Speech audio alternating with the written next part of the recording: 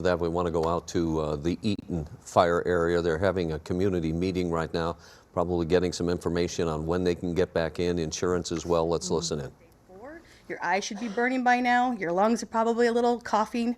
All those toxins and plastics that are in some of these structures that have been burning are also in the air. Please remember, if you go to airnow.gov, you can get the latest conditions at your location and have a little bit more informed condition to see where you can go to get a little bit of relief. There's also lots of links on there, and tomorrow we'll be producing an outlook that gives you a forecast. In the short term, the 24 to 36 hours, we're going to continue to see this moderate to USG conditions. And then as we see this next passage of winds, that will bring that column right back down to the surface, unfortunately, for a few hours. And then we hope by Thursday, we're going to see a little bit more relief in the dispersion from these wildfires. Stay tuned, and thank you much. Thank you, Jen, for that information. And the smoke outlet that she was talking about, we will be posting it as it's produced so that you guys can see it in the public. Next, we're to talk about evacuations and public safety with Los Angeles County Sheriff Captain Williams.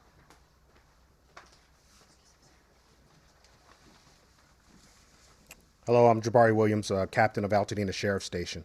So I just want to give a few updates for the Altadena area. As of right now, as of today, still Altadena is considered a evacuation zone. The public is still not allowed in that evacuation area. We do have checkpoints, and people will be turned away if they try to enter the area. They are still worried about different things, potential fires flaring back up, debris in the road, and there's still wires down that can become energized at any time. We just want to keep the public safe, so that's why we're keeping everybody out. As of right now, we have over 550 deputies in the area for deployment. They do have active missions. Once they complete a mission, they're assigned another. So we are actively working the public and the property safe. There are 30 National Guards on hand that's assisting with checkpoints and protection of assets in the area. I wanted to talk about the shelters. There is a shelter. The closest one available is the Pasadena Civic Center. It is at 300 East Green Street. There is a family assistance center there. We do have deputies on hand. If you have family members you want to report missing, you can certainly do it in that area. There's also questions about whether or not people are able to retrieve medication.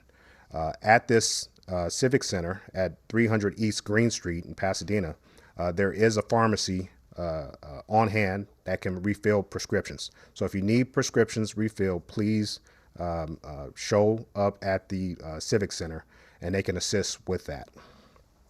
I want to talk about the curfew. It's still in place as of 6 p.m. to 6 a.m. and it's only for the evacuation area within Altadena. It's not within any other jurisdiction. So I just want to clarify that the curfew in place begins 6 p.m. to 6 a.m. and it's for the evacuation area within Altadena. If you want to find out how to, you want to know how, learn if your residence is in that evacuation area, you can easily go to protect.genesis.com. and they'll let you know if that area is in the evacuation zone. That's protect, PROTECT, .genesis, GENASYS.com. The recovery efforts have began. They started the grid searches this morning, and they will continue tomorrow. It will take some time. Weeks. We have a lot of people, a lot of different agencies helping us, including the coroner's office, search and rescue for the sheriff's department, FEMA, OES, and a lot of different other agencies that are helping with the recovery and efforts in the area. So they are doing grid searches, going house to house to search for damages and potential remains. As of right now, we are up to 8 confirmed deaths for the Eaton fire. And those efforts for the searching will continue. We are at 19 arrests as of right now. Most of them are for people looting and committing burglaries. We made 4 arrests just for curfew alone. So please adhere to the curfew orders in place. We will begin the repopulation plan. It will take some time to get it started. We will say this, before we begin the repopulation plan, we will have guidelines in place for people to follow. They can easily go to any of our social media sites for LASD HQ, and that's on Instagram. That's all I have for now. Thank you.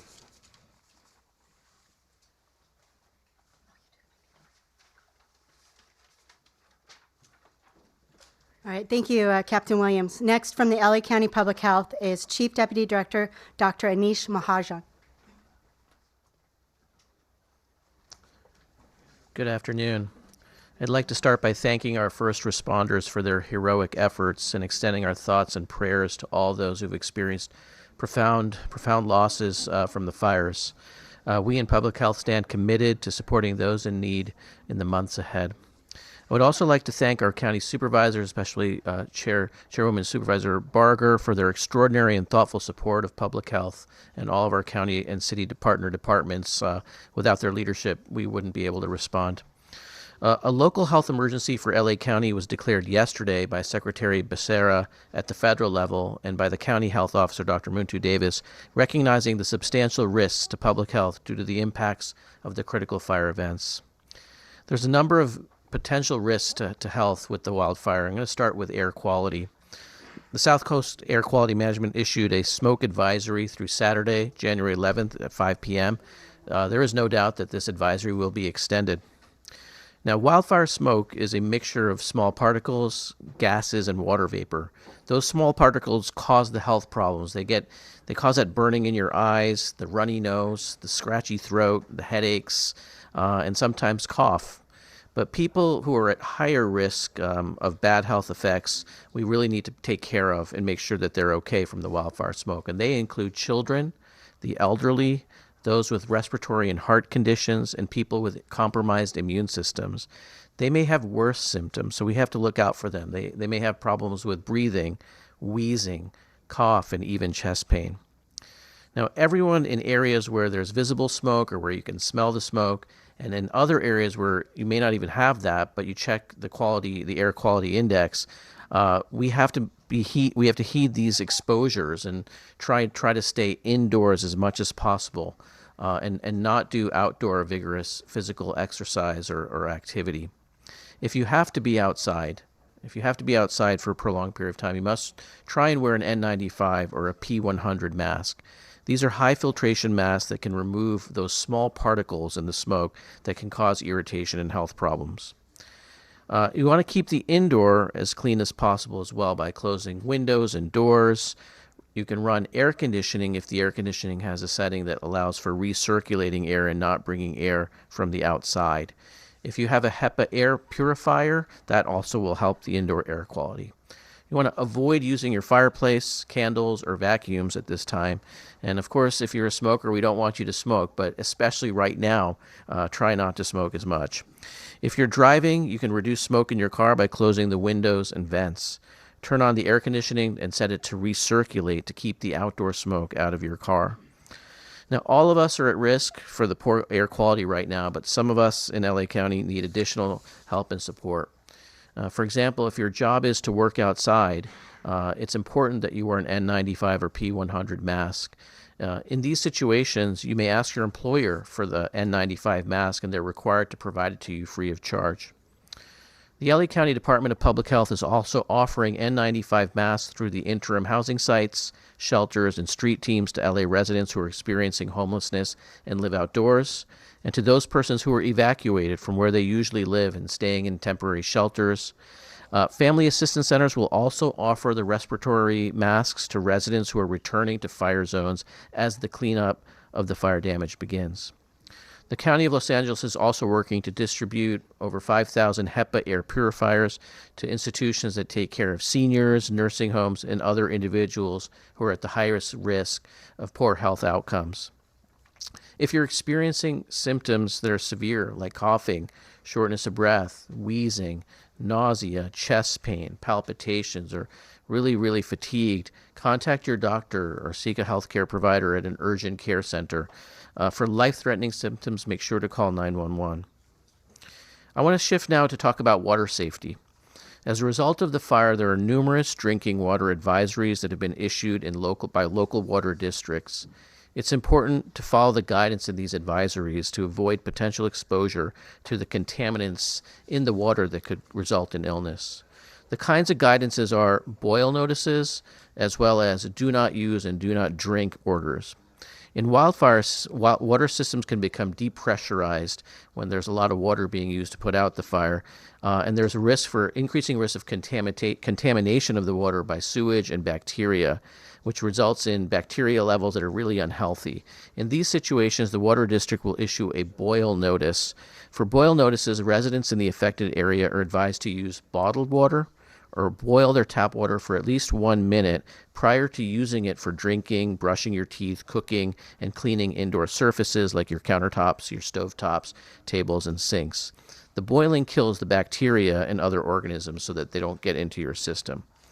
But there's another kind of problem with water, and that is sometimes in wildfires, there are toxic contaminants that result from the burning of all these structures and other materials that we've seen that get into the water supply. These contaminants can come from the structure and materials that were burned in the fire, and in this situation, the water district will issue a do not use, do not drink order. For do not use, do not drink orders, residents should not use the tap water for drinking, cooking, hand washing, and even not for bathing until they've gotten a release from the water district.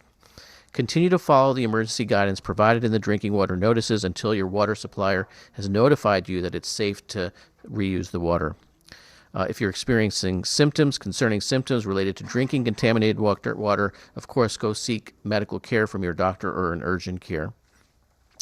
The water is also impacting our ocean waters. We at the LA County Public Health have issued a specific ocean water advisory yesterday. Please avoid all water contact at our beaches from Surfrider Beach to Dockweiler State Beach at World Way because the water runoff from the areas impacted by the fire may contain dangerous bacteria, dangerous toxic contamination, and debris that may harm your health and make you sick. We also continue to issue ocean water advisories for other beaches where the bacterial counts are high. We will provide updates on our website at publichealth.lacounty.gov/beach and post notices on the beaches about the evacuation zones. I'm going to now shift to cleaning up after the wildfire. Now, we completely understand, and this is a very difficult time for those who were evacuated from their homes and their neighborhoods. Of course, folks need to get back home, and they want to get back home very badly. But I would like to ask that you do not return home until you're told it's safe to do so. There are a number of potential hazards depending on the level of burn where you live. These hazards include things that relate to power lines and ongoing other kinds of risks, hazards of those nature. There are hazards related to toxic substances, lithium batteries that are not entirely de-energized, other kinds of chemicals that might have resulted from the burning of all the materials that in these structures. And so please heed those warnings and be careful about that. Now, our children are also worried and traumatized. And as we've been listening in, an important update from officials on the Eaton fire that's burned more than 14,000 acres, 15% containment. They talked a lot about the toxicity in the air, all the plastics that have burned, evacuations, the status of that. Altadena considered an evacuation zone, meaning the public still cannot enter, even though a lot of residents are anxious to go back in to see what's left of their property. But of course, the big concern, all the wires that are down, the potential for fire flare-ups, debris that's on the ground. They also underscored that the National Guard on site assisting with checkpoints, protecting property for those who are concerned about possible looters going in. They've made a number of arrests on that end as well. They're also bringing in cadaver dogs now to look for the remains of people who are still missing.